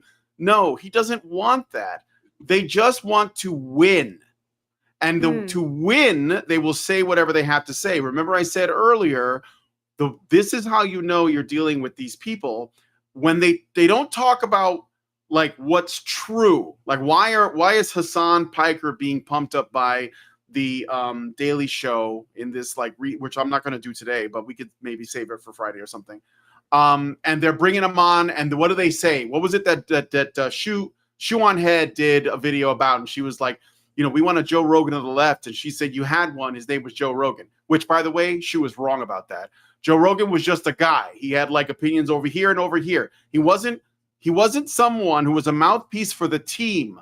He was just a guy. And there was shit that he said that I didn't like, but at the end of the day, it's fine. Like, I get, he could be wrong about things, but he wasn't trying to be like a mouthpiece of a team. He was just a guy, or at least he was trying not to be. And so when these people say, "Oh, we need our Andrew Tate," what they think it comes down to is we have to appeal to men, but we're not going to give them anything. We have nothing to offer them. We actually still hate them. We agree with all of the things that we've been saying about men and masculinity for the past those hundreds of years that's been going on. None of that's changed. But the problem is that the men know that we think this. So what we have to do is we have to change the rhetoric so they don't know and they think that we're just buddies. What is it that guys like? Is it hunting? Is it pickup trucks? Is it titties? Is it camo hats? Is it guns? Let's give them all of that. Remember Tim Wall's coach? And he literally said he was trying to like code talk to white dudes so that he can get support. Like they know that in their minds, it's not about the truth. It's only about what is the most effective rhetoric. And when you don't have anything left, then you just fall on incredulity. Well, I'm just a babe in the woods. I was born yesterday. I don't know what you're talking. I mean, I don't live in your bubble, dude. Like the implication that, you know, Tim Pool having access to the truth is basically, oh no, you just live in a bubble because your rhetoric is what, like they're fighting what they think is rhetoric with their rhetoric. And that's my issue with this whole thing from the beginning, where people are like, you know, oh, I'm like, oh, I don't know where I stand. Like the trigonometry guys are like, oh, I'm politically non-binary. And I'm like, stop it, dude. Just what do you believe? Is it true? Welcome to this side where I'm at. Because that's what I care about. Okay. It's just the truth, guys. That's it. It's not rhetoric. It's not fucking word games. It's just what is true. Okay, then let's go with that, right? And these people they think they can make reality with words. They just talk it into existence. That's not how things work. And it doesn't exist to benefit anyone except them. And at the end of the day, the only thing they're really doing is protecting their own ass. Because if Adam Conover agrees with Tim Pool, guess what? He gets less work than he was already getting. Because his people are going to be like, oh, you're no longer one of us because you're not using our language to control reality. You're not on our side of the conversation anymore. You know, you went down that dirty road of the far right. I mean, which is basically what the truth. That's it. That's what it is. It's just the truth. And I understand why Tim is frustrated. It's like when you were talking about bubbles, he says, I'm not part of your bubble. So you're part of the bubble, no doubt, in which that was asserted. Like, yeah. That he's definitely part of the political bubble in which it was asserted, but he's basically saying I'm not part of the bubble in which that was actually debunked, which is the bubble of reality. Yeah, right. And well, then that's what I'm saying. He's saying reality is just another bubble. Yeah, but the thing is that he's putting on so he's reaffirming this kind of moral dichotomy. Oh, I'm not part of your bubble. So basically, in your bubble, Adam, you get to lie about things without any consequence, and you claim that anybody who says, well, wait, that doesn't resemble the truth, is part of another bubble, a part of the alt-right bubble. This is something that's sort of been bugging me. Like, and it came from the last video I did was I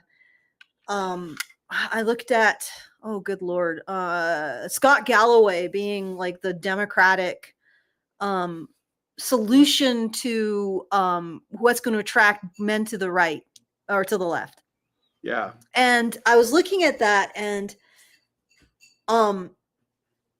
what occurred to me is they were starting to talk about investigating the right for financial malfeasance. And I was listening to this, and I said, when did this become a bipartisan issue? Like, no, not a bipartisan. When did this become a partisan issue? If there are people on the right who are engaging in financial malfeasance, yes, they should be investigated. If there are people on the left who are engaging in financial malfeasance, yes, they should be investigated. And in fact, they should probably be investigated by a neutral third party, which there doesn't seem to be anymore in any political landscape. So and I was thinking about this, and it's like the entire landscape is losing all of those kind of third-party principles, and everything is becoming tribalist, so that there's no like outside morality that everybody agrees on. And this is something that I'm seeing in what Adam is saying. So the truth, fact checking, is outside his bubble, It's outside his reality because it doesn't serve his tribe. Do you get what I'm saying? And this is actually a bigger deterioration and a bigger problem than politics, is the deterioration of these kind of shared principles. Like, oh, that was something that was proven that was false, and the media, the side that I am part of, actually engaged in perpetuating a falsehood. That's bad. That's what Adam should say if there was still this kind of healthy sense that people shared principles. You see what I'm saying? It's like, it's winner take all, and this kind of tribalist, well, my morality is good as long as it benefits my tribe. Who cares what happens to the other tribe or the people outside who weren't even part of another tribe? They're just, that attitude is regressive, first of all. It's regressing morally. Like, so Adam is actually a throwback morally, because he's judging morality based on how it benefits his tribe, not based on like an abstract principle of trying to find the truth, trying to seek out the truth. You see what I'm saying? And it's sort of disturbing to watch, because the more you destroy these external moral principles that everybody should share within, for example, the Canadian political, the American, the British, the European, we should be sharing this desire for truth, desire for freedom of expression. We should be sharing a desire to reduce corruption and find it where it exists and root it out. But it's become, we've stopped sharing these kind of universal principles, and now everything has become everything for the political tribe and nothing against the political tribe. And I think it's extremely destructive to society. And I think Adam is just sort of demonstrating that kind of regressive thinking, that principles don't exist outside of tribal affiliation. Okay. Okay, let's keep going, I suppose. I'll finish that off. And there we go. Probably 500 news articles every single day from CNN, the New York Times, MSNBC, and all their aggregates. And then liberals come on and they believe things that were debunked 8 years ago. I didn't say I believed it. I was just asking what you were talking about. You didn't know this. Yeah, I don't know everything that you know. But this is what Biden launched his campaign on. Biden made a public announcement to launch his presidency in 2020 off of this lie. And you didn't know that. 5 years later. I don't know why you're getting on me about this, but it's I apologize. I'm not trying to get on you. Don't apologize. The exasperation largely with liberals. Oh, good Lord. I'm somebody in the comments said that Tim Pool did go back and call him out for this argument by ignorance, like smug ignorance. But even so, like, he didn't say, oh, that's actually bad. I'm glad that you corrected that.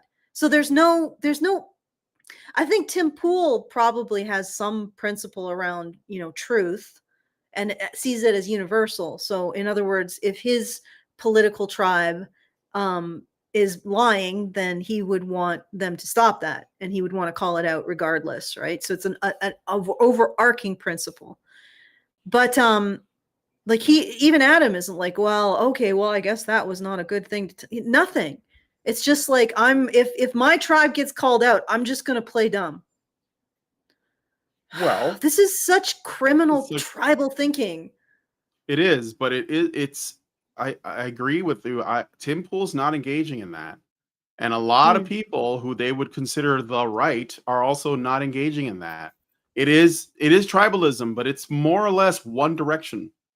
It's more or less just one direction, because there's the people that they feel like it's okay to twist the truth, distort, lie, project, and double down, because the fear of being wrong is so great that they can't help but continue to push and push and push. And Adam has, and a lot of people like that, and feminists, etc., they have internalized the narratives that they are making, that they are selling as their facts. And it is tribal for them, because they think, it's like they believe that everyone else is being as manipulative and as dishonest and playing the same rhetorical games that they are. And sure, there may be some, but I think most people who are, who are really seriously trying to like address things are trying to do that. They know that they can't do that without the truth. So they're going to stick with it as much as they can and be open to, correcting themselves or being corrected or finding new information, whatever. And they just say, well, I'm just going to follow this wherever it leads. I mean, that's what I've been doing for the past 10 years. And I'm not the same guy I was 10 years ago, probably because I tried to like stay open to the possibility that I might be wrong about this or that. And that's it. You just go in with humility and you'll be fine. And there was a guy, speaking of Gamergate, so there was a guy that I had on named Tachyon Blue. He was working on a book about Gamergate. That's kind of like a, like a archive resource for all of the information. And when I had him on my show the first time, he was like, he had TDS all the way. He was like, there was no way that Gamergate has led to the current political climate. And I was like, no, I'm pretty sure it was a big part of it, because it woke up a lot of gamers to something that they otherwise would not have been interested in, which was the political landscape. And at first he fought me tooth and nail on that. Like he just, he tried to passive aggressively insult me, etc. And I was like, look, you'll be ready to learn when you're ready if you want to. And sure enough, years later, I talked to him not long ago, and we had a very good conversation. I didn't ask him about his views or anything like that, but I said, so look, I want to ask you, it's been like a while. Do you feel like you've changed in any way? And I asked this of everybody, if you feel like you've changed in the last so many years. I think I asked Jonathan Taylor that when I had him on to talk about his new YouTube channel, who used to do the Justice for Boys in Education. And he said, yeah, I try not to lie anymore. And I just want to basically he humbled himself and was like, I just want to know, where the truth is at, because I can't live my life on a lie, because you won't be able to sustain it. So I think that if there are sides to it, it's those. It's basically people who want to just like operate in the realm of the truth and what makes sense and what is with a path of wisdom, whatever it is from somebody else, whatever, with humility, and the people who think that they can just like articulate things into reality, and that if they have enough people doing it with them, that they make it real, like Warhammer 40,000 orcs. And I don't like to use this rhetoric, but there are people who probably agree with Adam that would do that, and there are people who likely disagree with him that would do that. But I think ultimately that's how the divide is at. But I don't think when I hear the word tribal, it sounds like, you have these people over here, and then you have these people over here, and neither of them are like interested in the truth. I don't think that's what it is. I think there's people who care about the truth, and then the people who don't. They just want to live in the land of rhetoric. That was Rose Wrist. He wanted to debate, and he could win 1 million debates, and it wouldn't change reality. It would just make him feel like he's smarter than everybody else, which is where that smugness comes from. You're just like, well, I'm the smartest guy in the room.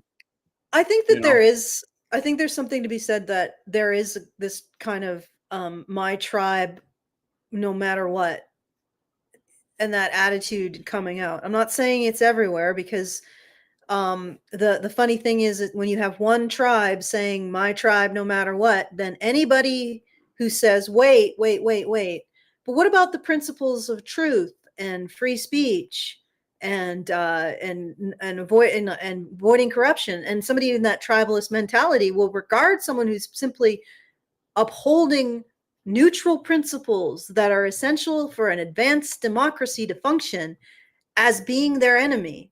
I think that's where we're getting at. And like that, and the other thing is that once you get that kind of an ingrained tribal belief system around a threat narrative regarding the other alleged tribe, it's very difficult not for the other alleged tribe to start investing in the same narrative and start start behaving in the same way. And I don't know if we're there yet, but it is a possibility. It's something that could happen. I have something else here that we could look at. It is called, I don't know if this is recent though. If it's not recent, we don't have to look at it. Okay, so I see a white screen. Yeah, it's because my internet is really slow. It's probably because like the internet. What the hell? No, I don't want Discord. Why is your Discord open? Just a second. Let me, because it probably didn't copy the actual link. It copied the Link to the Discord post. Yeah, link to the Discord post. Let me just fix that. All right. Why are Americans so obsessed with protein? Oh no, this is recent, May 1st, 2025. And this is really speaks to our Lame conversation MAGA. about, yeah, this really speaks to our conversation about how the left is now regarding being a man and liking masculine things to be a political position, which is something that Brian mentioned. And I was also going to say, they think that Joe Rogan is on the right. Like they say, oh, where's our left Joe Rogan? And then Shu said, well, Joe Rogan was the left Joe Rogan. And you were saying, well, no, he was just a guy. But the reason why he became on the right is because he's just a guy. Like having these masculine interests became being on the right, or became being a Nazi. You see what I'm saying? Like it's because masculinity is now, being a man is now a political position. And we all know that whatever the left is, it's not being a man, right? They've made that very clear. That they want to advance the principles which they specifically say are feminine. They want the future to be feminine. They believe that men left to their own devices do horrible, horrific things. So they need to be constantly under the control of, I guess, left talking points or something. But so the left is not the political position of being a man. So that leaves everything that's not the left. And since the left is regressing in its tribal thinking, that means everything. Belief in free speech, belief in ethical governance, belief in what the heck is, why are you creating so much background noise? Is that me or you? Do you hear something? Yeah, I do. But it might be my air conditioner. Hold on. And it might also just be because I got headphones on, so it's like a little bit distracting. But yeah, so belief in all of these neutral principles that are necessary for an advanced democracy is, well, it can be used against the left, so it can't be the left. It has to be the enemy of the left, which means that it's the right. And since men are not the left, then men have to be the right. And it's like this like bifurcation of politics into the left being feminine, the right being masculine, or at the very least, the left being the condemnation of the masculine and the belief that it needs to be controlled. Right. And anyway, so that's what I think that this whole narrative around Joe Rogan being not on the left really comes from. It's not because he has stated a political position. It's because he's a man. He doesn't seem to be disavowing his manhood, and he also pursues in things that are interesting to men. Okay. All right, so yeah, that's basically it. I mean, like they are anything that anyone that they regard as an enemy, anything that they like, that must also be far right. It's really simple. Like, oh, Joe Rogan likes this thing, he's our enemy. And Joe Rogan, again, like he's in the tribe because they're the ones drawing the line. Nobody else. They're the ones. Nobody else, and then they get these lines. They get confused when people who are part of the tribe that's not them don't actually agree with each other. All right, so why are so many Americans obsessed with protein? Blame MAGA. From the Liver King to the podcast bros to RFK Jr.'s MAHA constituents, America's infatuation with protein has reached a fever pitch, and it's undeniably gendered. So this goes from the headline, which is political, to the last word, which is basically it's men. Right? This man is a political position. wanting protein is a political position. So this is 8 minutes, so I don't know if we can go through it. No, no, I mean, it's unsurprising, of course. Yeah. But yeah.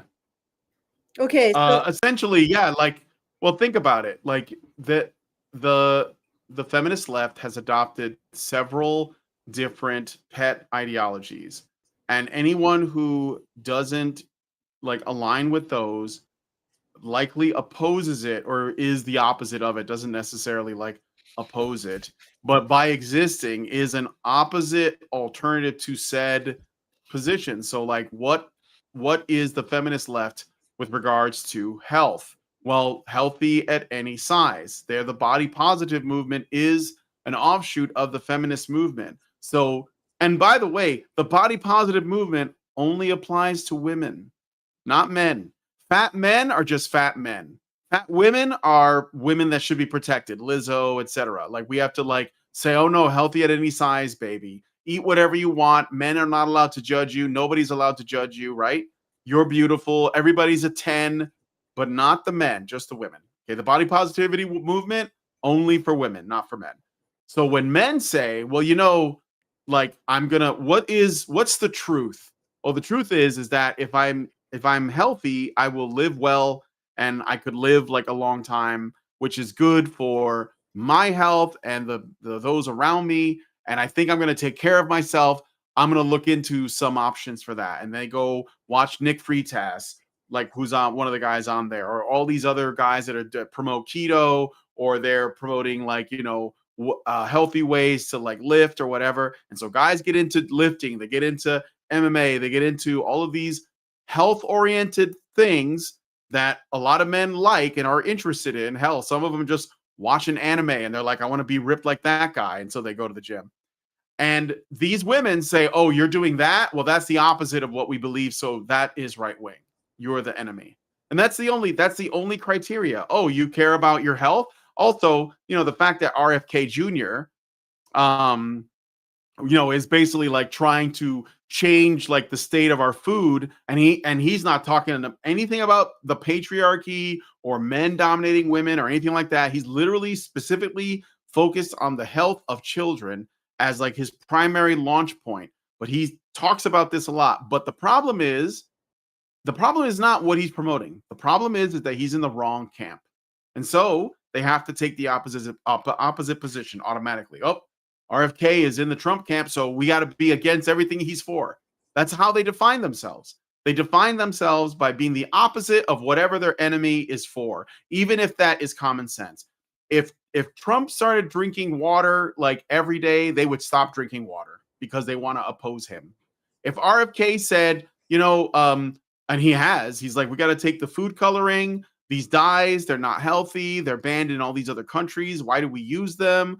Why are we cooking with these seed oils? We got to get rid of the seed oils. You know, we used to cook in tallow, blah, blah, blah. And he's like, what he's saying is true. And there's lots of science on it and studies. And there's a lot of people who live by it. And I know it's true, but it doesn't matter because these people, they just, oh, he said that, I'm against that. That's it. Like there's nothing else to it. It's really simple. The person I don't like is for this, I'm against it. So I'm going to do the opposite. And I'm going to code it masculine because for some reason that makes it more effective.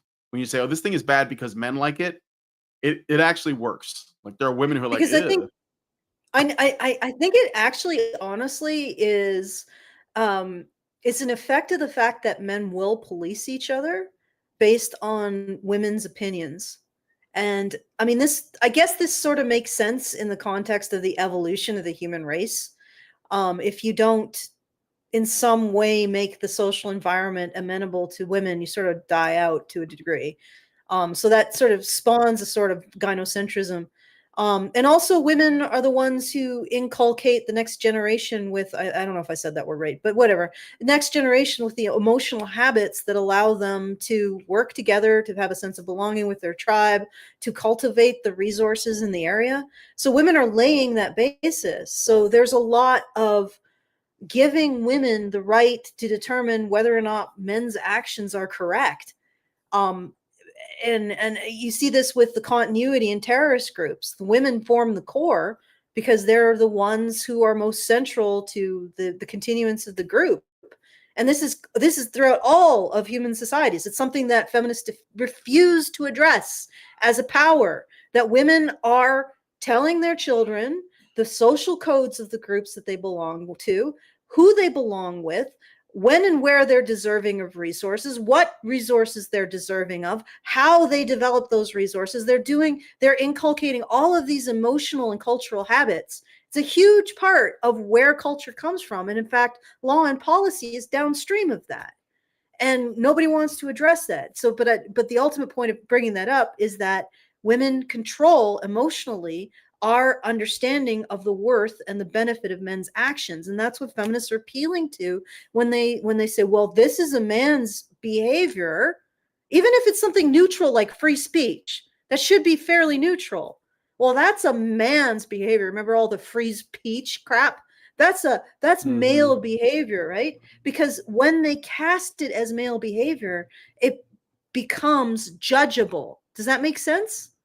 Because something that is separate from the center of society, the emotional habits of society, and we can then look at it as something that can be cast aside as unwanted. So if free speech doesn't advance the interests of the progressive, the Corposlop tribe, then we are going to cast free speech as a masculine thing, which will bring it into the place where we then judge it as whether it's like that feminine oversight of whether or not this masculine behavior is of benefit to the social group. And we even see this in our closest relatives.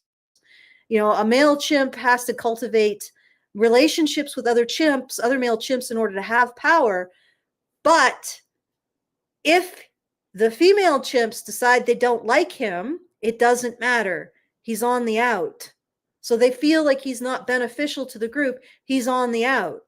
So same difference.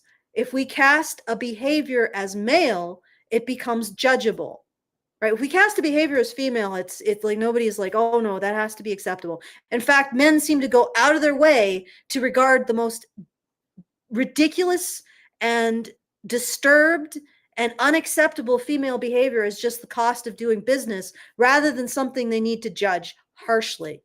And I could get into that. I think Zoomers are actually getting away from that quite a bit. But regardless, so when we say something is male behavior, then it gets put in the category of we can decide whether or not this behavior is acceptable to the group. Does that make sense? Mm-hmm. Okay, so I don't have to clarify anything. I'll look at the chat if they think that I've said a whole bunch of stuff that doesn't make any goddamn sense. Allison, exactly. What the fuck do activists think they're appealing to when they demand the hopelessly wrong to do better? Yeah, that's what they're appealing to. They're appealing to women's control over the social acceptability of actions and principles and other stuff like that, and people. And they don't want to admit to it.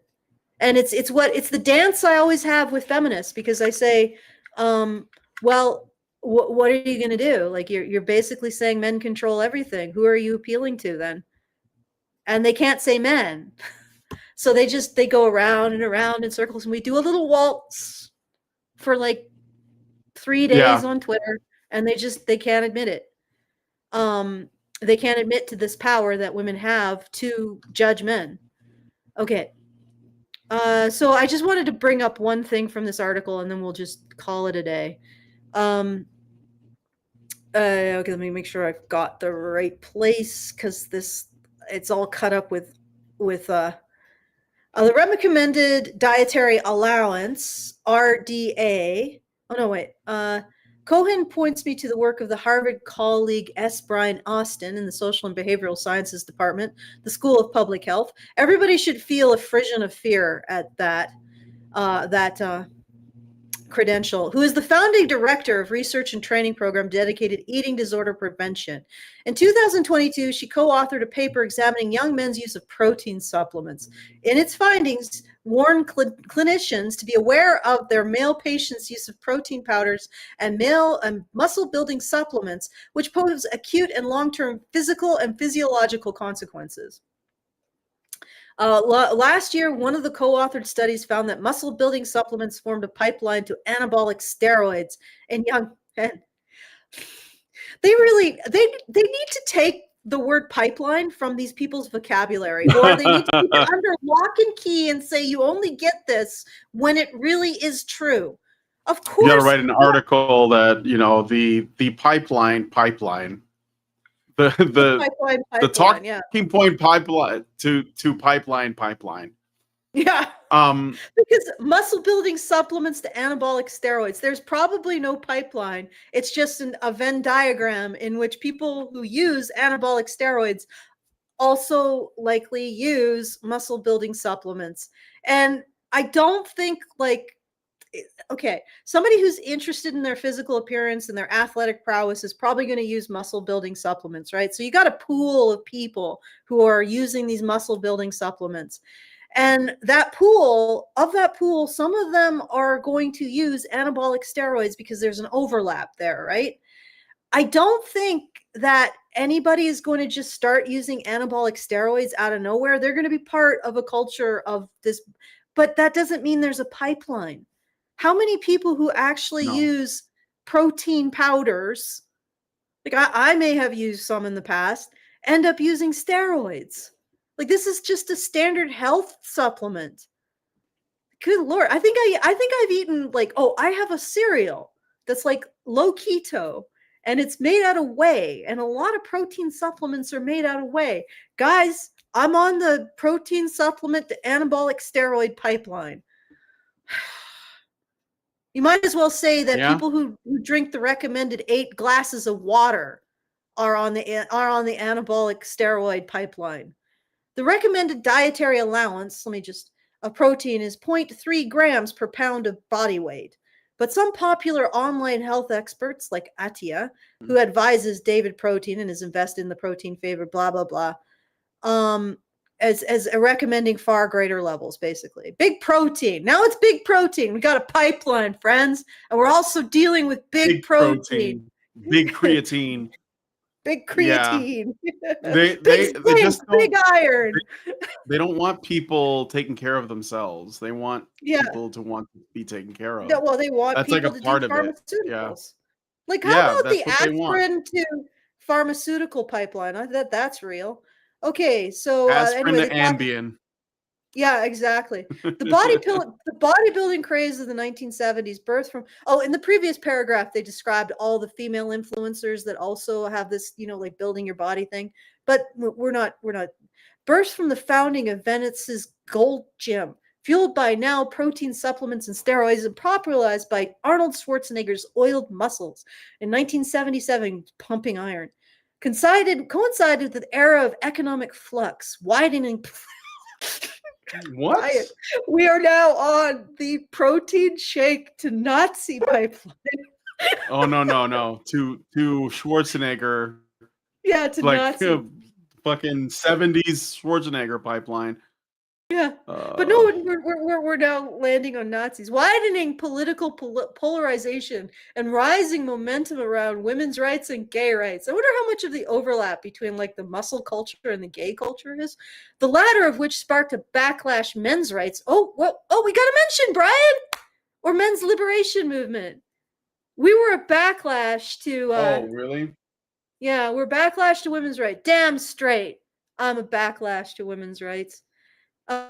Some 40 years later, in 2014, Food Business News called protein the year's leading food industry buzzword. Then the report from NPD Group not only found widespread enthusiasm for the macronutrient, guys, they are demonizing protein. Don't let them do that, because protein is really essential. Many are willing to pay or have already paid a premium for these products. And by 2015, psychologists were finding that the overconsumption of protein among men would constitute an eating disorder. Was it correlation, coincidence, or some lean meat canary in the proverbial coal mine that was into this proteinous landscape that Donald Trump, burger-loving, locker room talking and all, announced his bid for president? Is this an Onion article? No, it's Vanity Fair, which is pretty. I mean, it's in the name, I guess. Hey guys, we're all on the way to Donald Trump pipeline, and we're going through Nazi Town too.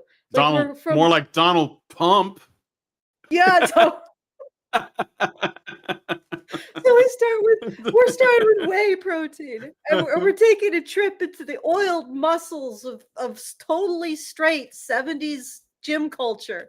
And then we're stopping a bit with like political polarization and economic insecurity, and maybe we're Weimar Germany about to be like in the Nazi, that kind of thing, having a little touch on that, and now we're at Donald Trump. And also, I might add, Well, I mean, did you notice Hugo Boss uniforms are very slimming, but it helps if you're like you have a nice, like trapezoidal shape to your body. So. Art for Z says she literally stated the MRM is a backlash. Yeah, she backlash to gay rights. Yes. Completely irrelevant, actually, because gay men are still men. But yes, we are apparently a backlash to gay rights. Anyway, but what I wanted to point out in that is, did you see how they are turning dietary choices, which they term masculine, to be a mental health issue?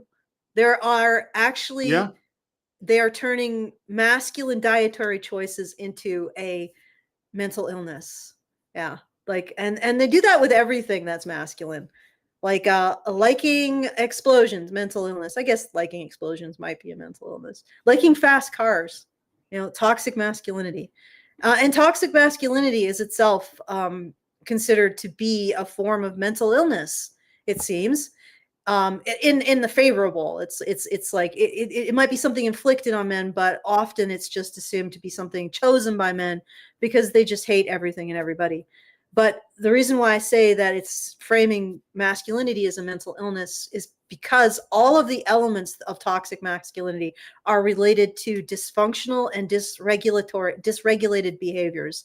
So, and again, the people who use that term can't identify anything positive that they associate with masculinity, like they associate toxic traits. Anyway, I thought that was fun. And we could, I gotta sit up. I'm like slouching further and further back. Yeah, we could, I thought this was really cool. I'm going to show it to you guys. Yeah. Just to end on something cool, because now we know we can't eat meat. And also, things like honesty and integrity, they're masculine and they can be used against the liberal tribe. So so we can't do that. That now we have to judge that and remove that from society. Okay. Here we go. What do you, okay. Sharing. Yep, I see it. Could you do it in theater mode so that we can like, enjoy the no, full not thing? full. Well, you could do full screen either way. Yeah. Okay, there we go.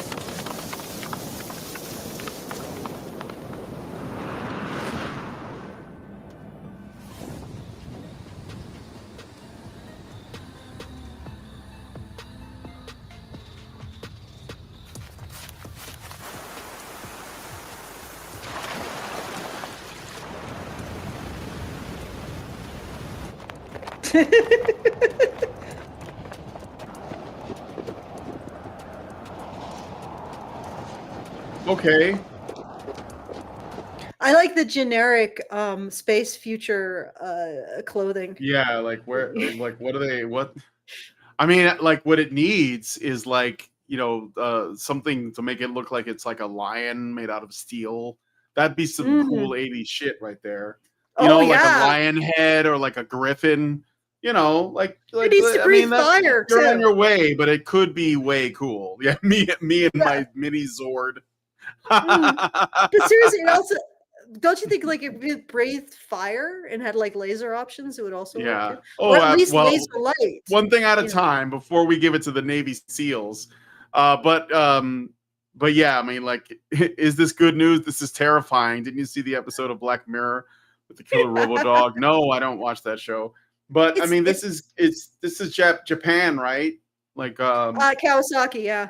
Yeah, Kawasaki. So when Skynet wakes up, it'll be in China or Japan first, probably. At least that's my hope. Yeah, although I was hearing like the buzz around it, and they were like, it's going to make things accessible to children and the elderly. I'm like, no, that thing is going to be so difficult to ride. You're going to need to be an athlete to ride it, and to have Yeah. like balls of steel going that fast. Like, Yeah. I mean, when you ride a horse, it is a workout, and that is going to be a horse that's going very fast over rough terrain, like terrain even a horse couldn't handle. So yeah, that is gonna be Olympic level athlete, strength, dexterity, and endurance to ride that thing. Mhm. So I'm pretty sure it's gonna be mostly just like I don't know, Navy SEALs. Yeah. It's the new death machine, guys. Isn't it cool? Grown.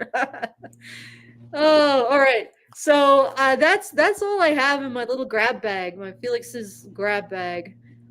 So if you want, like, I'll just do the things. Okay, everybody, if Yeah, you go want to ahead. send us a message about anything that we talked about here, you can do so at feedthebadger.com/justthetip. If you want to support the show, feedthebadger.com/support. If you want to subscribe, feedthebadger.com/subscribe. And if you want to just take part in our community and show me stuff like this that I'll throw up on the show, then you go to badgernation.online and take part in our Discord. That's really the best place to interact with us. You can send us show requests, you can send us memes, you can tell us that we look strange. You know, you can lots of options. You can complain about Void Cat or German dog. And yeah, so feedthebadger.com/justthetip to send us a comment. Badgernation.online to join our community. All right. Back to you, Brad. Okay, well, if you guys like this video, please hit like, subscribe if you're not already subscribed, hit the bell for notifications, leave us a comment, let us know what you guys think about what we discussed in the show today, and please, please, please share this video because sharing is caring. Thank you guys so much for coming on today's episode of Maintaining Frame, and don't forget, VTubers are going to save the West. Talk to you guys in the men's rights activists are machines, dude. Okay? They are literal machines. They are talking point machines. They are impossible to fucking deal with, especially if you have like a couple dudes who have good memory on top of that too. Holy shit, you're fucked.